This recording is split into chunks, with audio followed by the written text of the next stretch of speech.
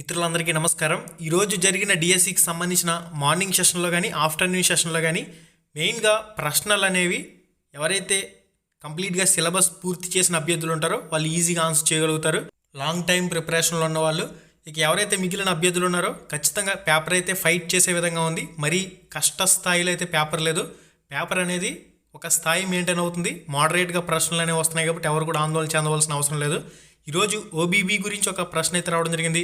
NEP 2020 topic సంబంధించి ఒక ప్రశ్న, ఎన్సీఎఫ్ 2005 గురించి ఒక ప్రశ్న, ఓబీబీ గణిత పేటికి సంబంధించి ప్రశ్నకి మీరు ఆన్సర్ చేయాలంటే ఓవరాల్గా టాపిక్ అంతా కూడా కంప్లీట్గా చదవవలసిందే. నెక్స్ట్ జరిగే సెషన్లలో కూడా స్కూల్ అసిస్టెంట్ అభ్యర్థులకు కానీ ఎస్జీడీ అభ్యర్థులకు కానీ ఈ టాపిక్ నుంచి కన్ఫామ్గా బిట్ అనేది రిపీట్ అయ్యే అవకాశం అయితే ఉంటుంది. జాతీయ విద్యా విధానం 1986 సిఫార్సులకు అనుగుణంగా అన్ని ప్రాథమిక పాఠశాలల్లో నల్లబల్ల పథకాన్ని ఓబీబీని భారత ప్రభుత్వం ప్రవేశపెట్టింది. ఇక్కడ ఇయర్ కూడా ఖచ్చితంగా అడిగేస్తాడు ఏదో ఒక సెషన్లో.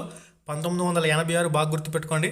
దీనిలో భాగంగా అన్ని ప్రాథమిక పాఠశాలలకు ప్రాథమిక స్థాయి తరగతుల గణిత బోధనకు ఉపయోగపడే గణిత సామాగ్రితో కూడిన గణిత పేటికను సరఫరా చేశారు. దీనిలో మొత్తంగా గణిత పేటికలోని సామాగ్రి అని చెప్పేసి అడిగాడంటే 7 రకాల సామాగ్రి అయితే ఉంటుంది.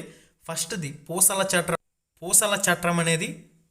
పూసల చట్రం ఒక దీర్ఘ కణాకారపు చెక్క లేదా ప్లాస్టిక్ తిమ్మపై సమాన పొడవు గల 5 లేక 6 కడ్డీలు బిగించబడి ఉంటాయి. ఒక్కో కడ్డీ గరిష్టంగా 9 పూసలను మాత్రమే వేయవచ్చు. ఈ పూసల చట్రాన్ని ఉపయోగించి సంఖ్యల పరిచయం చేయటం, స్థాన విలువలు 1, 10, 100, 1000 ఇవి, కూడికలు తీసివేతలు, సంఖ్యలను పోల్చడం, దశాంశ సంఖ్యలను పరిచయం చేయడం, కూడికలు తీసివేతలు అనేవి నేర్పించవచ్చు. నెక్స్ట్ డామినో కార్డుల గురించి మాట్లాడుకున్నట్లయితే, డామినో కార్డులు అనేవి దీర్ఘచతురస్రాకారంలో ఉండి 2 భాగాలుగా విభజించబడి ఉంటాయి.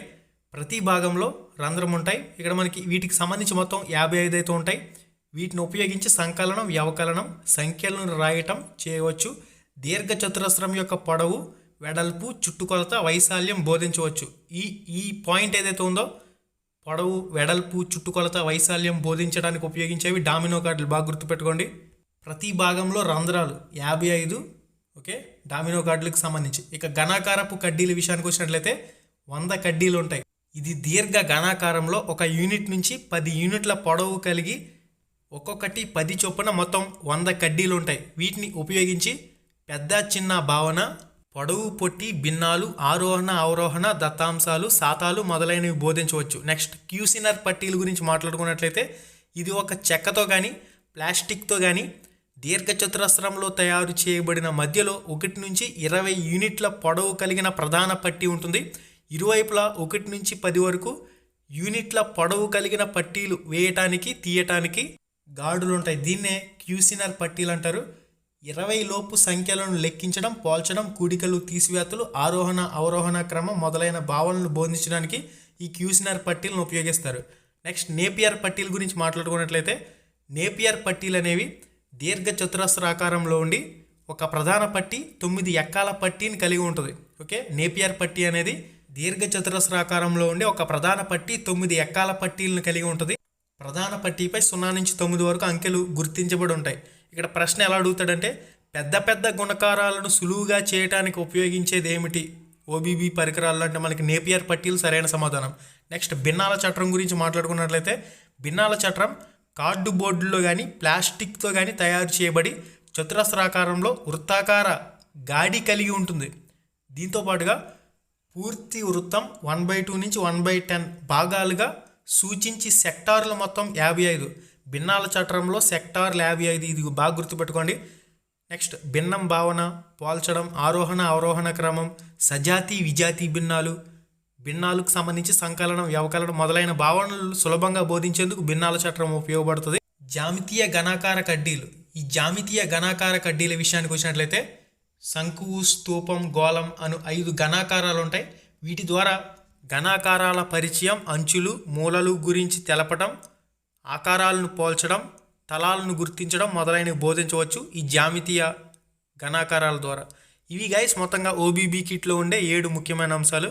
ఇక ప్లాస్ కార్డులు, బులెటిన్ బోర్డు గురించి కూడా మనం చూసినట్లయితే, ప్లాస్ కార్డులు దళసరి ఆటతో తయారు చేయబడి ఉంటాయి. వీటిని వివిధ రకాల అంశాలు జ్ఞప్తికి తెచ్చుకోవటానికి, గుర్తించడానికి, అధ్యయనం చేయడానికి, మదింపు చేయడానికి ఉపయోగిస్తారు. ఇక బులెటిన్ బోర్డుకు సంబంధించి మనం చూసినట్లయితే, ఫజిల్స్, గణిత విషయాలు, వైజ్ఞానిక విషయాలకు సంబంధించిన చిత్రాలు ప్రదర్శించవచ్చు. ఈ బులెటిన్ బోర్డుకు సంబంధించి బులెటిన్ బోర్డు అమర్చి కొత్త సమాచారాన్ని ప్రదర్శించవచ్చు. పత్రికల్లో ఫజిల్స్ ఇవన్నీ కూడా వస్తాయి దీనిలో. ఇక మనకి ఓబీబీ అనేది కంప్లీట్ అయిన తర్వాత ఓబీబీ కిట్లో ఉన్న అంశాలను వీటికి లింక్ చేసి ప్రశ్న అడుగుతాడు. కాబట్టి గణిత బోధనోపకరణాల్లో మనకి నల్లబల్ల అనేది చాలా ముఖ్యం. నల్లబల్ల అనేది నల్లగా ఉండొచ్చు, లేదా ఆకుపచ్చ రంగులో ఉండొచ్చు, నీలం రంగులో ఉండొచ్చు. ఇక్కడ మీరు చూసుకోవచ్చు నల్లబల్ల. తదుపరి మనకి గల్ల కాగితం, జియో బోర్డును ఉపయోగించి జ్యామితి ఆకారాలను బోధించడం జరుగుతుంది. పెగ్ బోర్డ్ అనేది ఉపయోగించి చతుర్విధ ప్రక్రియలు, గణిత సమగ్ర పేటికను ఉపయోగించి కోణమానిని, వృత్తలేఖిని, విభాగిని, మూలమట్టాలను, ఈ అంశాలకు సంబంధించి గణిత సామాగ్రి పేటిక అనేది ఉంటుంది. ఓకే గైస్, ఇవి మనకి గణిత బోధనోపకరణాలకు సంబంధించిన అంశాలు. ఇక గణిత పేటికలో 7 అంశాల గురించి ఆల్రెడీ క్లారిటీగా డిస్కస్ చేయడం జరిగింది. కాబట్టి ఖచ్చితంగా ఒక బిట్ అనేది నెక్స్ట్ సెషన్లో కూడా రాబోతుంది. అభ్యర్థులందరూ కూడా బి అలర్ట్. నెక్స్ట్ ఎన్ఈపి 2020 గురించి కంపల్సరీగా బిట్ అడుగుతున్నాడు. మెయిన్గా 5+3+3+4 ఈ విద్యా విధానంలో బోధన అయితే ఉంటుంది. ముందుగా మొదటి 5 వచ్చేసరికి పునాది దశ అంటారు. ఈ పునాది దశ ఫౌండేషన్ స్టేజ్ అనేది 3 నుంచి 6 సంవత్సరాలు. ఇక్కడ anganwadi, pre primary 1, pre primary 2 అయితే ఉంటుంది. ఈ పునాది దశలోనే 6 నుంచి 8 సంవత్సరాలకు సంబంధించి 1వ తరగతి 2వ తరగతి అయితే ఉంటుంది. ఇక మనకి 5+3 అనేది సన్నాహక దశకు సంబంధించి తెలియజేస్తుంది. 8 సంవత్సరాల నుంచి 11 సంవత్సరాల వయసు. ఇక్కడ 3వ తరగతి, 4వ తరగతి, 5వ తరగతి విద్యా బోధన అయితే ఉంటుంది. 5+3+3 నెక్స్ట్ వచ్చే 3 అనేది మధ్య దశకు సంబంధించింది, మిడిల్ స్టేజ్. 11 నుంచి 14 సంవత్సరాల వయసులో ఉంటుంది. 6వ తరగతి, 7వ తరగతి, 8వ తరగతి విద్యా బోధన. నెక్స్ట్ 5+3+3+4లో లాస్ట్ 4 అనేది మాధ్యమిక దశ, 14 నుంచి 18 సంవత్సరాల వయసు వరకు ఉంటుంది.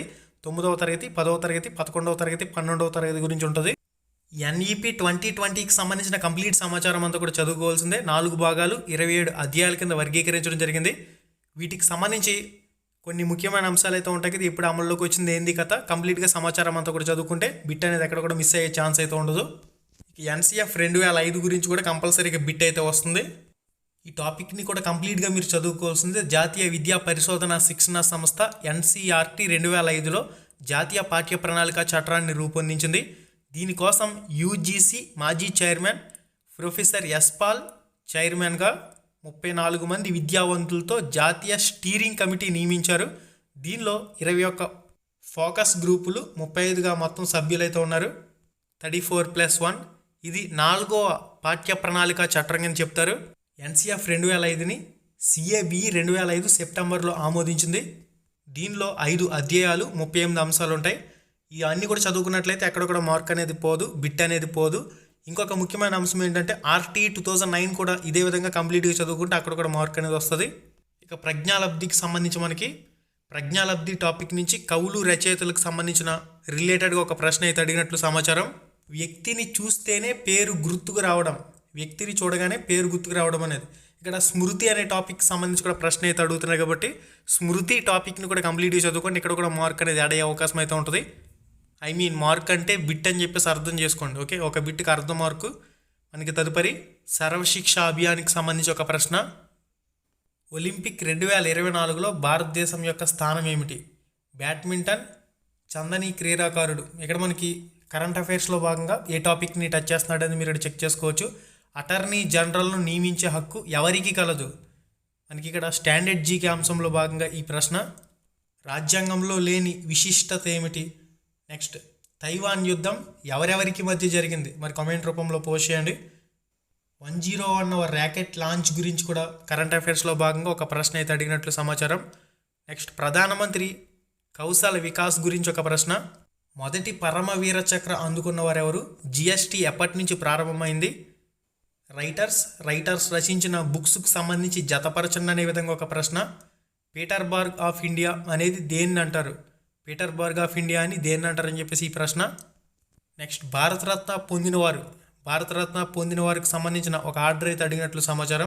ఓకే గైస్, ఇది కంప్లీట్గా ఈరోజు ప్రశ్నాపత్రంలో ఎటువంటి ప్రశ్నలు రావడం జరిగినాయి అనేది మీకు ఒక అవగాహన రూపంలో ఇది ఉపయోగపడుతుందని చెప్పేసి నేను అనుకుంటున్నాను. మరిన్ని ఇటువంటి ఇంపార్టెంట్ అప్డేట్స్ అనేవి మీరు మిస్ కాకుండా ఉండేందుకు తప్పకుండా మన ఛానల్కి అయితే సబ్స్క్రైబ్ అయ్యి పక్కనే ఉండే గంట సింబల్ యాక్టివేట్ చేసుకోండి. మళ్ళీ వీడియోలో మళ్ళీ కలుసుకుందాం. శుభం, ధన్యవాదాలు.